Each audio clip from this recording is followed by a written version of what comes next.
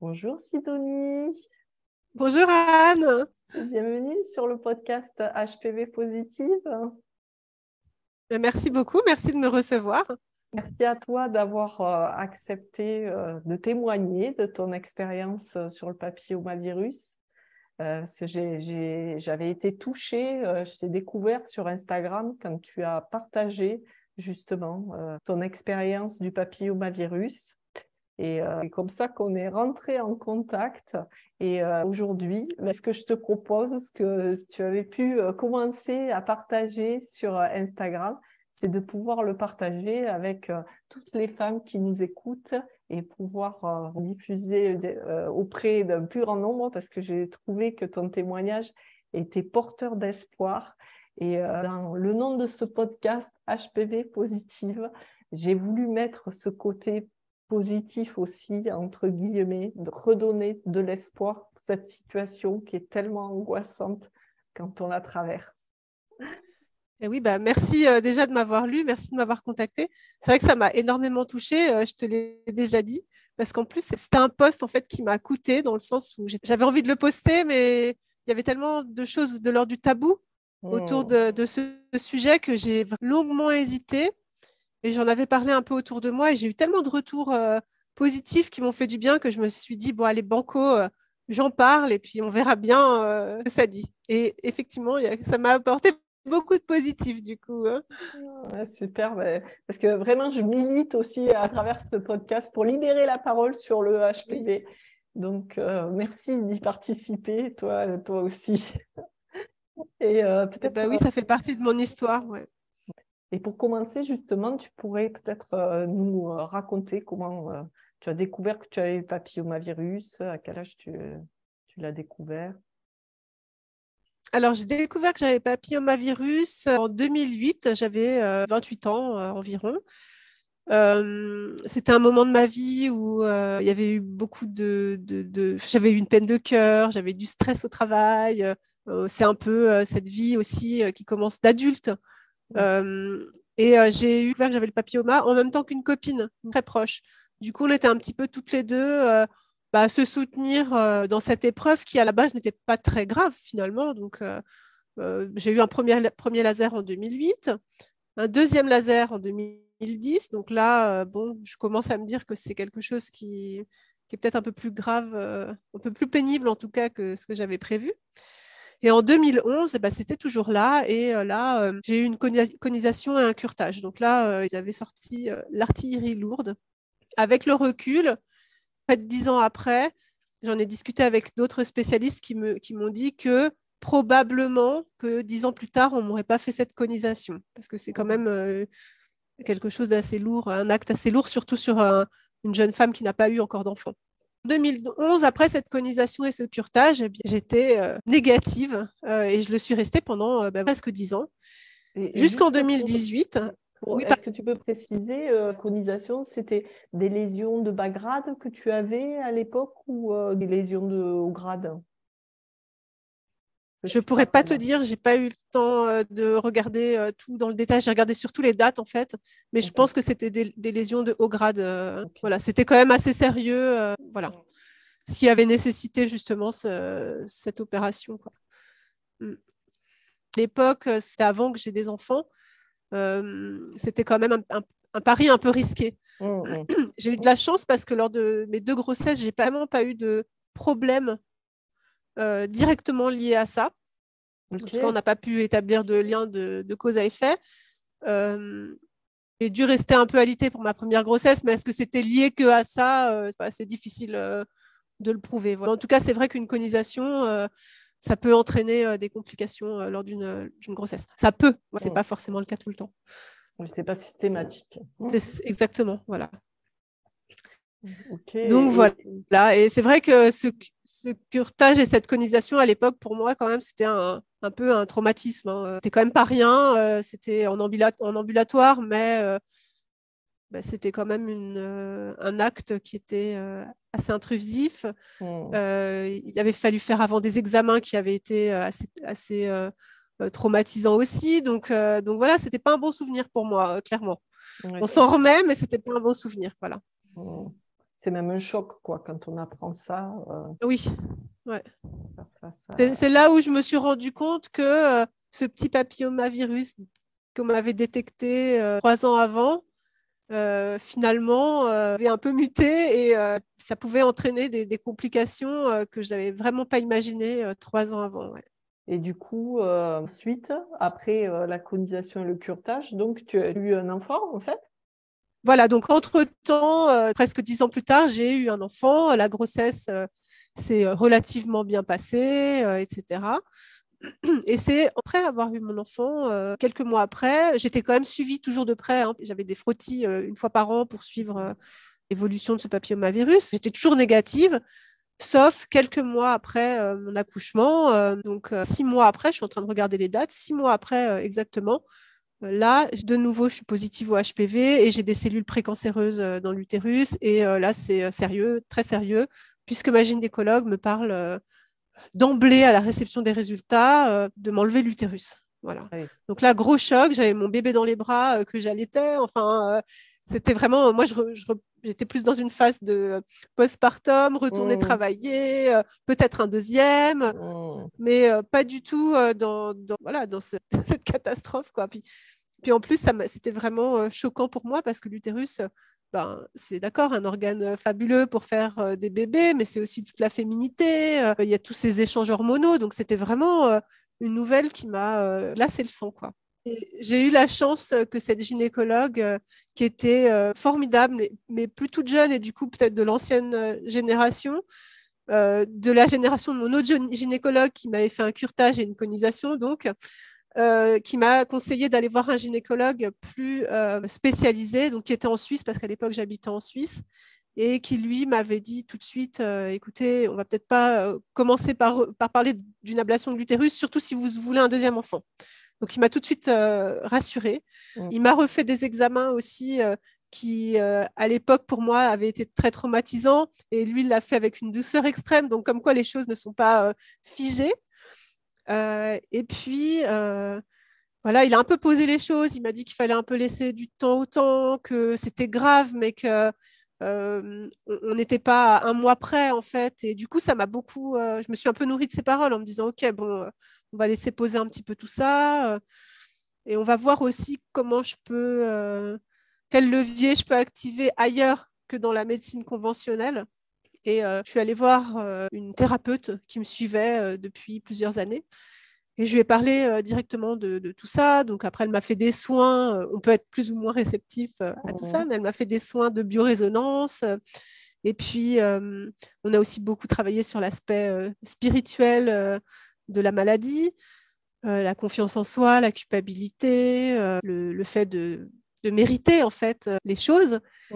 Et puis aussi, à l'époque, c'était en 2018, fin 2018, début 2019, et c'est fou, j'ai quand même eu de la chance parce qu'il y avait une étude, je viens de retomber sur la date, là, en fait, il y a une étude qui était sortie en 2019, donc juste à ce moment-là, sur le shiitake, donc ce champignon asiatique, et je me souviens qu'elle m'avait donné aller commander dans une pharmacie du shiitake broyé, et puis je devais en prendre dans certaines quantités pendant certains temps, etc. Donc voilà, mais cette étude-là est tombée vraiment en 2019, au même moment, en fait, même si c'est un champignon qui est connu depuis très longtemps pour ses vertus antioxydantes, voire anti-cancéreuses, etc. Mais voilà, donc j'ai suivi cette cure, j'ai un peu pris soin de moi sur le plan spirituel. J'ai aussi fait confiance à ce médecin qui m'a rassurée, en fait. Et puis, quelques temps après, je suis retombée enceinte. Donc là, en l'espace de quelques mois, ça a été vraiment les montagnes russes. On va vous enlever l'utérus, vous ne pourrez plus avoir de deuxième enfant. Je suis retombée enceinte. Et là, on m'a tout de suite dit, vous inquiétez pas, a priori, bébé risque rien. C'était vraiment une peur que j'avais, que ça puisse poser des problèmes à mon enfant. Et en fait, j'ai été très bien suivie. J'ai été suivie peut-être plus qu'une autre femme enceinte pendant cette grossesse, mais j'ai eu aucun problème en fait pendant la grossesse et mon fils va très bien. Voilà. Super. Oui, et ça c'est important de savoir que même avec le papillomavirus, on peut vivre même Oui. après une colonisation, on peut vivre des grossesses qui se passent bien et des accouchements qui se passent bien. Oui. C'est ça. Tout à fait, hein, tout à Et fait. qu'est-ce qui s'est passé? Parce que j'ai bien compris, là, tu avais eu des lésions de haut grade juste avant ta Oui. grossesse, c'est ça? Ah oui, oui. Et du coup, quand tu es tombée enceinte, tu avais toujours ces lésions de haut grade. Eh ben, certainement, oui. Ou alors plus, mais tu vois, j'ai pas fait de deuxième test. J'aurais dû en faire un à ce moment-là, mais je suis tombée enceinte là. Donc finalement, j'ai pas refait de test. Et puis on s'est dit, bah voilà, c'est tellement chouette que je tombe enceinte qu'on va pas chercher plus loin. Mais c'est vrai que ça a été, pendant toute ma grossesse, ça a quand même été une peur. Et l'après-grossesse, qu'est-ce que ça va être? Est-ce qu'on va m'enlever l'utérus? Qu'est-ce que... Je me spoil un peu, mais non, en fait, on ne me l'a pas enlevé. Mais en fait, voilà, pendant toute Ouais. cette grossesse, c'était vraiment quand même une source d'angoisse. Et je me souviens que peut-être à 6 ou 7 mois de grossesse, lors d'un examen, j'en ai parlé à une médecin, une femme gynécologue qui était là à l'hôpital, mais que je ne connaissais pas du tout. Je ne sais pas pourquoi, je ne sais même pas pourquoi je lui en ai parlé, qui m'auscultait, et je lui ai expliqué. Puis je sais qu'elle m'avait regardé droit dans les yeux. Elle m'a dit, écoutez, madame, après une grossesse, il peut se passer plein de choses. Ça arrive aussi qu'il n'y ait plus de traces de papillomavirus. C'est possible. Et donc, je me suis, ces paroles, elles m'ont touché vraiment droit au cœur, et je me suis dit, bah, d'accord, c'est possible en fait. Je ne suis pas condamnée, quoi. Ça peut aussi changer, quoi. Ça peut revenir, mais ça peut aussi partir. Donc il y avait aussi cette possibilité dans ma tête, en fait, cette porte qui s'était ouverte. Ça Oui. peut ne pas revenir. Le champ des possibles pour toi de Oui, dire ça peut ne pas revenir. c'est ça, Mm. exactement. C'était tellement puissant en fait. J'étais tellement dans cette angoisse, elle est tellement arrivée. En plus avec ce côté, voilà, c'est quand même une gynécologue qui s'y connaît dans son domaine, etc. Médecine conventionnelle. Et ouais, le fait qu'elle m'ait dit ça, en fait, ça m'a vraiment, ça m'a touché moi, en fait, dans mes croyances. Et puis voilà. Et puis c'est ce qui s'est passé, c'est qu'après mon accouchement, ben, j'ai continué à être suivie de façon très régulière, évidemment, par ma gynécologue. Et plus rien, quoi. Même quand je regarde là, quand j'ai regardé tout mon dossier médical récemment et que je vois cette évolution, je me dis c'est quand même assez fou, quoi. Donc, ce que tu es en train de nous dire là, c'est qu'avant ta grossesse, tu avais des lésions de bas grade. Il y a même un médecin qui voulait t'enlever l'utérus. Et Et oui. en fait, il y a eu la grossesse. Tu as pris le temps de faire des traitements avec du shiitake. Tu as aussi fait un suivi psychologique pour comprendre un petit peu tout ce que ça te faisait vivre. Et Mhm. après ta grossesse, tu es revenu avec un test HPV négatif. Bah oui. Et qui est négatif Mm. depuis fin 2019. Ça me fait toujours bizarre de le dire, hein, clairement, parce que c'est quand même, c'était quand même assez ancré en moi, cette histoire. Et je tremble toujours avant de faire un frottis, Mm. comme j'en ai fait un là récemment. Mais oui, c'est fou et j'ai plus rien. Ouais. Donc là, ça fait Mm. presque 4 ans qu'il est négatif. Voilà, c'est ça. Ok, oui, ben ça donne de l'espoir pour tout le monde. Ben oui, c'est vrai que c'est un message d'espoir et en même temps, il m'est déjà arrivé plusieurs fois en fait dans ma vie de voilà qu'on m'apprenne des nouvelles par rapport à ma santé qui était assez catastrophique. Et puis, je ne sais pas si c'est de faire un travail sur moi ou tourner vers les remèdes naturels ou d'être bien accompagné par de la médecine conventionnelle. Je ne sais pas. Je ne veux pas donner. Mm. Enfin, je ne sais pas en fait parce que c'est tellement propre à chacun. Il n'y a pas de recette miracle, mais en tout cas, moi, c'est un peu les 3 axes que j'explore. Mais à chaque fois, je me répète aussi, j'accepte le diagnostic, je refuse le pronostic. Un Mm. petit peu, c'est un peu mon mantra, quoi. Mm. J'accepte, ok, j'ai ça, mais je refuse ce qui peut se passer après, tout ce qu'on ne sait pas, en fait. Et du coup, bah voilà, ça m'est arrivé déjà plusieurs fois de surmonter des épreuves comme ça. Et puis voilà. Mm.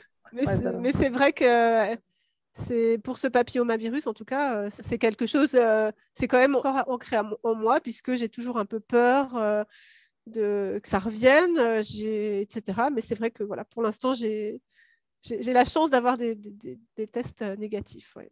c'est super, oui, c'est magnifique. Et donc, ce que j'entends, c'est que, voilà, encore aujourd'hui, évidemment, tu ressens quelque chose en toi là, qui se sent angoissé quand tu dois faire le test et que ça reste quand même présent. Et est-ce que tu peux nous partager, si c'est possible pour toi, hein, ce que tu as pu comprendre justement par rapport au travail que tu as mené sur toi? Est-ce qu'il y a des choses que tu as pris conscience dans ton fonctionnement, dans peut-être tes croyances, des choses qui t'ont aidé ou tu as noté un changement dans ta vie? Moi, j'ai noté un changement. Après, je ne sais pas, est-ce que c'est... Tu vois, c'est difficile de dire, est-ce que c'est avec cette histoire de papillomavirus ou est-ce que c'est le fait d'avoir des enfants ou les deux? Mais depuis tout ça, puisque c'était en même temps, depuis tout ça, je peux dire que j'ai beaucoup plus confiance en moi. J'étais le genre de personne avant qui donnait l'impression d'avoir confiance en elle, mais qui n'avait pas vraiment confiance en elle. Et maintenant, je me rends compte que je suis beaucoup plus alignée. Même au niveau professionnel, j'ai retravaillé après avoir eu mes enfants et je me rends compte que j'ai beaucoup moins de mal à dire les choses. Clairement, simplement, on reste factuel, tu vois, mais c'est plus facile pour moi, alors qu'avant, ça me prenait vraiment beaucoup trop d'énergie, c'était trop compliqué, je ne savais pas comment dire les choses, etc. Et là, j'ai vraiment l'impression de réussir plus à m'exprimer. Voilà, c'est peut-être plus, c'est vraiment ce côté-là, moi, sur ce côté-là que je pourrais dire qu'il y a une différence. Voilà. Ok, c'est magnifique. Ouais, comme si ça te permettait aussi, peut-être, j'entends, de t'affirmer, en fait. C'est ça, voilà, affirmer, c'était le mot que je cherchais, exactement. D'être plus d'être plus là, en fait, tout simplement. Je suis ce genre de personne à être plus très spirituelle, plus là-haut, et de revenir plus dans la présence. Revenir plus dans la présence aux autres, dans la présence à moi-même, etc. Ouais. D'accord, comme d'être plus ancré en fait dans la vie Et et te oui, positionner dans cette exactement, vie. Je suis c'est là ça. et je dis. Voilà, et je mérite d'être là, c'est ce que je disais tout à l'heure aussi. Il y a ce côté, mais je suis là, d'accord, mais j'ai le droit d'être là, je mérite d'être là. Et là, on remonte dans plein d'autres choses qui ont peut-être un lien avec ce qui s'est passé dans ma famille, etc. Mais j'ai le droit d'être là, je mérite d'être là. Et ça, c'est un gros travail que j'ai dû faire sur moi et qui m'a aidé justement, je pense. Ou en tout cas, c'est une conclusion que je peux tirer après toutes ces expériences. Ouais. Ce que j'entends peut-être, c'est comme que tu as de sentir que tu as ta place ici, dans Et oui, cette c'est ça, famille, dans voilà. cette société. Exactement. Ouais, ouais. C'est Mmh. exactement ça. C'est ça. Tu mets le doigt sur exactement quelque chose qui. Ouais, c'est tellement vaste en fait ce sujet de l'utérus, de la maternité, etc. Ce qui a pu se passer aussi du côté de ma maman, peut-être avant, etc. Donc je pense qu'on a aussi toutes ces mémoires, toutes ces traces quelque part qui peuvent peut-être justement s'exprimer d'une façon ou d'une autre. Et j'ai l'impression peut-être d'avoir fait la paix avec tout ça, ou de les accepter en tout cas. Ça me touche quand tu dis ça. C'est vrai? Ah oui. Ouais. Et aussi, ce que je ressens là, comme aussi dans les limites, en fait, dans cette place, c'est aussi Exactement. savoir poser ses limites. Très juste. Très, très juste. Mais oui. Et ça, je le vois. Mais ça, je l'ai vécu vraiment complètement dans la maternité. Quand tu as un enfant et que on va te donner des conseils non sollicités, qu'on va te dire, mais gentiment, c'est souvent bienveillant, mais c'est de la bienveillance qui n'est pas appropriée, on va dire ça comme ça. Ça m'a permis d'avoir les enfants, de poser certaines limites. Et surtout avec mon deuxième enfant, justement. J'ai vraiment cette relation avec lui. Je le remercie aussi parce que c'est grâce à lui.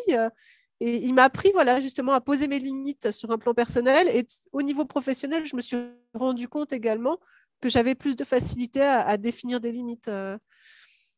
Voilà. Ouais, ça a eu un impact sur l'ensemble de ta vie. Ah, mais tout à fait. Mmh. Tout à fait. Mmh.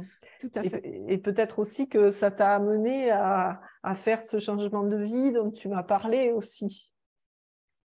Ah c'est sûr que quitter la Suisse pour s'établir au fin fond de l'Ardèche, oui, on l'a fait parce que effectivement, c'était un rêve qu'on avait, mais effectivement, le fait d'avoir des enfants, d'oser plus, de prendre confiance, de se dire que on n'a qu'une vie aussi, on mérite de vivre cette vie avec tous les moyens qu'on a, en fait, ça nous a aussi poussé dans ce changement-là.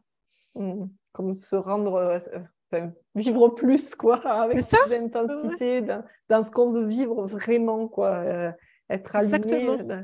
Et je sens même dans cette affirmation, dans la terre aussi. Oui, exactement. Mm. Exactement. Et dans la terre, doublement, puisque mes grands-parents étaient agriculteurs. Donc, tu vois, c'est vraiment, j'ai ce côté où, ouais, j'ai le droit, je veux, et pourquoi pas moi, en fait. Voilà. Alors qu'avant, j'étais plus à subir en me disant, voilà, on m'a dit qu'il fallait que je fasse telle et telle carrière, donc je vais y aller. J'avais beaucoup de plaisir aussi dans mon ancienne vie, hein, dans ma carrière professionnelle, mais il manquait quelque chose, quoi, le retour à quelque chose de peut-être plus vrai aussi. Et en tout cas, d'essayer. Voilà, c'était surtout ça, parce que même si on n'arrive pas comme on veut, bah, au moins on aurait essayé. Et je pense que Comme ça, de c'est aussi choisir ta important. voie. Ouais, comme de choisir ta Ouais, voie, c'est en ça. fait. C'est moi qui choisis. Bah, Voilà. alors là, c'est exactement ça. C'est moi qui choisis.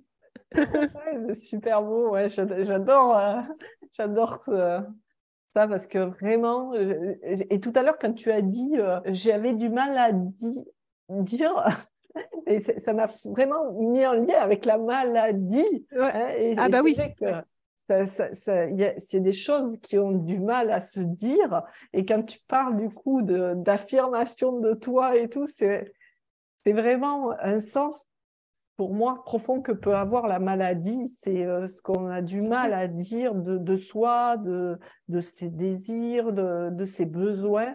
Ça peut aussi s'exprimer à travers des maladies, justement. Tout à Mm. fait, oui, tout à fait. Mm. Mais après, ça demande aussi du travail, comment dire, De l'engagement, pour quoi. changer pour changer le paradigme, en fait. Hein. C'est pas Mm. évident encore, même maintenant, quoi. Je veux dire, pour moi, après, c'est mon point de vue, j'ai l'impression que c'est jamais vraiment acquis. Il y a des choses, voilà, qui sont. Je me suis rendu compte, voilà, en tout cas, de certaines choses, mais pour moi, c'est jamais acquis et on est en perpétuelle évolution aussi. Donc, C'est ça, oui. Oui, je pense que c'est ça. La vie, elle nous ramène toujours à plus nous, à plus oui, nous raligner. Et c'est vrai c'est que ça. ben, les conditions de vie, tout ce qui nous entoure, parfois nous ramène vers d'autres chemins, où plus on creuse vers soi, plus on a envie de creuser aussi. Et Et de, ben voilà, oui, de plus faire de compromis, en fait, d'être c'est ça. juste pleinement soi. Et du coup, c'est vrai que c'est confrontant.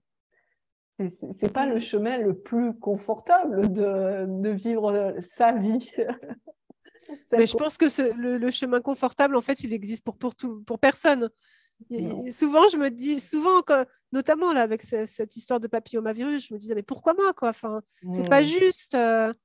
Je fais pas les choses moins bien ou mieux que les autres. Pourquoi ça me tombe dessus? Et là, c'était dur, quoi, à encaisser.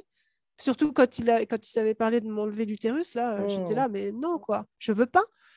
Et puis, bah voilà, on décide pas tout déjà. Et puis ensuite, c'est quand même une expérience qui m'a ramené à d'autres choses positives, quoi. Mm. Même si c'est jamais positif sur le moment et ça remue vraiment profondément. Mm. Parce Bien qu'on, sûr. voilà, Et dans ce que tu viens de dire là, c'est bien normal, quoi. La première réaction, c'est de dire, mais pourquoi ça m'arrive? Cette espèce de sentiment d'injustice et qui est d'autant plus douloureux qu'on est impuissant quand on se sent comme ça. Quand on c'est dit, mais ça. pourquoi on n'a pas de réponse à ça, parce qu'il n'y en a pas. Et, et ça fait vivre une telle impuissance, c'est un sentiment super douloureux. Et du coup, ce que tu nous as partagé, c'est qu'en fait, tu as mis des actions en place pour travailler sur toi, pour voir ce que tu pouvais t'apporter à travers ça. Et ça, c'est une façon de reprendre de la puissance, reprendre du pouvoir. Et on peut observer que ça peut changer des choses, comme là, tu nous l'as C'est témoigné. ça. Voilà, Mm. comme je dis, pour moi, il n'y a pas de recette magique. Je veux dire, c'est Mm. propre à tout un chacun. Mais trouver qu'est-ce qui nous touche. Je pense que j'ai aussi eu de la chance dans mon parcours de tomber sur des gens qui me sortent des phrases comme ça, Mm. qui sortaient presque de nulle part. Et j'ai vraiment cueilli et gardé tout contre mon cœur. Et effectivement, il n'y a pas vraiment de recette magique. Après, c'est aussi, comme tu dis, c'est une façon de reprendre le contrôle aussi. Je ne pouvais pas rester à rien faire en attendant d'aller voir un autre médecin et de refaire un autre frottis. Et puis, advienne que pourra, quoi. C'était compliqué. Pour moi, c'était une façon aussi d'aller voir ma thérapeute, de me renseigner, etc. C'était une façon de active, quoi, Ouais, par rapport à d'agir ta ça. vie, en fait. D'agir, Voilà. voilà, Voilà. exactement. Mm. Ouais. Mm. Mm. Mm. Et puis, ce qui était aussi difficile, c'était que Enfin, difficile. D'un côté, tant mieux, mais j'avais pas de douleur, j'avais pas mal. Tu vois, c'était une maladie complètement invisible, exactement. Et en plus, c'est que l'utérus, quoi. Tu vois, c'est pas un organe vital. Quand on te dit qu'on va t'enlever ton utérus, bah, il y en a beaucoup. Il y a beaucoup de personnes à qui ça arrive et c'est pas un organe vital. Donc, c'est un peu. Bon, c'est bon, tu as déjà eu un enfant, c'est pas très grave, quoi. Il y avait aussi tout ça qui était autour, plus en plus le tabou de cette MST, hein, puisqu'à la base, c'est quand même une MST. Donc, c'était un peu, c'est pas quelque chose dont j'ai pu parler très facilement à ce moment-là. Ça a été difficile pour toi de ne pas pouvoir en parler, en fait. Oui, ça a été un peu compliqué et j'en parlais encore tout à l'heure avec ma maman et elle a même pas souvenir que je lui en ai parlé vraiment, quoi. Alors, j'ai peut-être dû le faire, mais d'une façon en disant oui, mais c'est pas grave. Puis ça s'est passé sur une période très courte aussi, sur quelques mois. Donc peut-être qu'elle, avec la distance, bon, elle a pas pris la mesure aussi de la chose. Mais je pense que moi aussi, même à l'époque, j'en parlais pas trop, quoi. C'était vraiment. Oui, j'en avais parlé à mon compagnon, évidemment, à des amis très proches, mais c'est tout. Tu peux nous dire, tu te rappelles de ce que tu ressentais à l'époque, en fait? Tu avais honte de ça, quoi? C'est intime aussi, tu n'avais pas envie d'en parler. J'étais plus vraiment dans la honte, comme il y a 10 ans avant avec le laser, etc. Parce qu'en plus, j'avais une situation, j'étais avec mon compagnon, donc on comprenait pas en fait pourquoi ça venait là, quoi. C'était pas de la honte, c'était plutôt de l'impuissance. Et j'avais peur que les gens me disent, oui, mais c'est que l'utérus, oui, mais c'est pas grave, mais on te l'enlève. Les conseils de nouveau des gens, en fait, qui, de façon, je pense, sympathique dans leur tête, veulent minimiser les choses, alors que c'est vraiment pas ce qu'il y a à faire de mieux, quoi. Parce que pour moi, c'était un cataclysme, en fait. C'était pas juste mon utérus, c'était, je voulais un deuxième enfant, c'était mon organe de la féminité, c'était important, quoi. Donc, ce que j'entends là, c'est comme peut-être, voilà, tu t'es confronté déjà à des situations où, quand tu as pu en parler, en fait, on a voulu te rassurer, minimiser. voilà, c'est En ça. fait, c'était pas du tout aidant pour toi, parce que pour toi, c'était à la hauteur d'un cataclysme. Donc, vouloir minimiser les choses, c'était encore pire, en fait, que de t'aider. C'est ça. C'est ça. Je pense que minimiser la peine ou la maladie d'une personne, c'est vraiment la chose à ne pas faire. Et ça me touche quand tu dis ça, parce que c'est vraiment la base de ma pratique, de vraiment d'être avec ce qui est là et de juste d'écouter simplement, ou de reformuler et d'entendre aussi l'intensité de ce que la personne vit, parce que finalement, quand on veut avoir des réponses, porter une aide et dire des choses, évidemment, qu'on pense bienveillantes, et en fait, si c'est pas du tout ce que la personne ressent, elle se sent pas rejointe, elle se sent pas écoutée et elle se referme. Et c'est souffrant, en fait, ça rajoute une couche. C'est ça. Et puis à quel point ça peut être aidant quand on se sent enfin écouté, comme si on pouvait peut-être déposer un fardeau et partager un petit peu ce qui est là. Exactement. J'ai pu le constater dans nos échanges avant, à quel point effectivement tu es à l'écoute et tu n'es pas du tout dans le jugement. Donc, merci pour ça. Merci.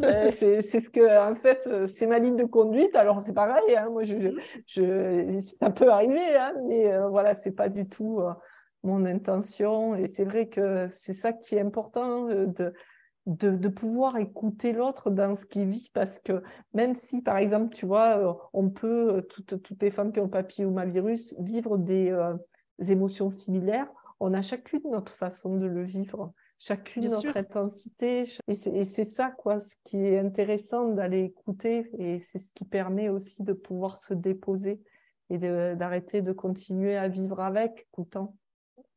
Exactement. Voilà. Et juste, voilà, en agissant pour soi, ça peut changer beaucoup de choses. Tout à fait. En tout cas, moi, c'est comme ça que je l'ai ressenti, quoi. Et je l'ai vécu. Et Mm. que je le vis toujours, du coup. Bon, en tout cas, tu nous as expliqué là tout ce que cette expérience t'avait apporté en termes de confiance en toi. Et puis aussi, ce que j'ai retenu, c'est que aussi tu as parlé de la différence des examens que tu as pu suivre d'une fois sur l'autre. Oui. comment avec un professionnel différent, peut-être aussi à des moments différents, les choses peuvent être vécues de façon différente. Et aussi, comment ça a changé les choses pour toi d'aller vers un autre professionnel, de prendre plusieurs avis, en fait, et Ah oui. aussi d'entendre des petites phrases clés qui ouvrent vers un nouveau paradigme. Et oui, effectivement, le deuxième avis médical, pour moi, il a été salvateur, quoi. Parce qu'en plus, je tiens vraiment à le dire que la gynécologue ma gynécologue à l'époque, c'était vraiment quelqu'un en qui j'avais mais une totale confiance et que j'ai eu du mal, comme j'ai quitté la Suisse, que même vraiment eu du mal à quitter. Je suis allée la voir pour la remercier pour tout ce qu'elle avait fait pour moi. Donc, c'est vraiment pas contre elle, mais c'est une autre façon de voir les choses. Et c'est même elle qui m'a demandé quand même d'aller voir un autre gynéco qui était plus spécialisé à ce sujet. Mais lui avait un discours tout à fait différent. Et effectivement, il m'a dit qu'on pouvait l'enlever, mais qu'on allait attendre. On n'allait pas le faire tout de suite là, alors que elle, pour elle, c'était vraiment de l'extrême urgence. J'avais déjà un enfant, c'était bon, quoi. Donc le deuxième avis médical, hyper important. Et si j'avais su 10 ans avant, pour la colonisation, etc., peut-être que j'aurais dû demander un deuxième avis, parce que de nouveau, c'est des opérations qui sont pratiquées régulièrement, etc. Mais quand même, ça reste une opération. Donc, je pense qu'à l'époque, j'aurais quand même dû demander un deuxième avis, au moins pour être confortée dans ce choix-là. Ouais, c'est important, en tout cas, d'être OK avec les traitements préconisés. C'est ça. Et pas de les subir parce qu'on nous a dit qu'il fallait le faire, mais aussi d'en être aussi convaincu quand même dans son cœur que c'est la bonne solution. C'est important, ça, parce que sinon ça rajoute une souffrance psychologique et le fait de prendre plusieurs avis, ça permet vraiment voilà, d'aller vers le choix et pas vers quelque chose qui est subi. Oui. C'est ça. Et pour conclure, est-ce que tu aurais un message à passer à toutes les femmes qui nous écoutent? Je vais commencer par dire que mon histoire, c'est quand même un message d'espoir. Donc, je pense qu'il ne faut jamais baisser les bras. Que voilà, accepter le diagnostic, refuser le pronostic, ça, moi, je me le répète souvent. C'est vraiment mon petit mantra. On n'est pas maître de tout, mais je pense qu'en tirant certaines ficelles, ça peut soulager, ça peut peut-être faire avancer dans certaines directions. Voilà, de s'écouter aussi, parce que je pense que dans son cœur aussi, on sait, typiquement quand on m'a dit qu'il fallait m'enlever l'utérus, pour moi, c'était pas possible. C'était juste, j'entends, mais attends, on va voir, je vais d'abord explorer. C'était trop gros pour que ça arrive comme ça là maintenant. Donc s'écouter et puis s'entourer aussi de personnes avec qui on peut échanger à ce sujet-là. Se renseigner aussi un max sur toutes les possibilités qui peuvent s'offrir à nous. C'est vrai que toi, l'accompagnement que tu proposes, c'est juste... c'est vrai que s'il y avait eu ça à l'époque, ça m'aurait bien aidé. C'est vrai, hein, on se sent souvent seul dans ces moments-là. Et oui, ne serait-ce que de pouvoir en parler sans avoir peur d'être jugé, ça m'aurait fait du bien à l'époque. Donc voilà, je trouve que c'est génial ce que tu proposes. Et puis, voilà, faire aussi ces petites recherches, quoi. On est aussi patient, mais on peut aussi devenir patient expert dans le sujet. C'est important aussi. On a aussi son mot à dire, en fait, en tant que patient, sans refuser tout traitement. Hein, c'est pas du tout ce que je dis, hein, parce que moi, je suis pour la médecine conventionnelle et la médecine traditionnelle, et j'aimerais bien qu'un jour, elle puisse avancer main dans la main. C'est ce qui est en train de se passer. En tout cas, en Suisse, on le voit de plus en plus. Donc voilà, donc essayer de regarder quelle discipline, quelle spécialité nous parle le plus, peut plus résonner pour nous accompagner en tout cas aussi dans ce chemin. Voilà, c'était une grosse conclusion, désolée. Oui, merci beaucoup pour ton partage. Moi, ça m'a vraiment touchée. Et du coup, toutes celles qui nous écoutent, si tu es aussi, toi, touchée par ce que Sidonie vient de partager, eh bien, fais-nous le savoir sur les réseaux sociaux ou en dessous de cette vidéo. Et puis, tu peux contacter Sidonie sur Instagram, sur son compte L'une l'autre. Et là aussi, elle accueille chez elle des personnes aussi dans ses gîtes. Donc, il y a aussi un compte Instagram, @osigo, OSIGAU07, que je mettrai aussi en commentaire de cet épisode. Voilà, eh bien, merci beaucoup Sidonie et merci pour ce message d'espoir. Merci beaucoup, Anne. À Merci. bientôt. Au revoir. Au revoir.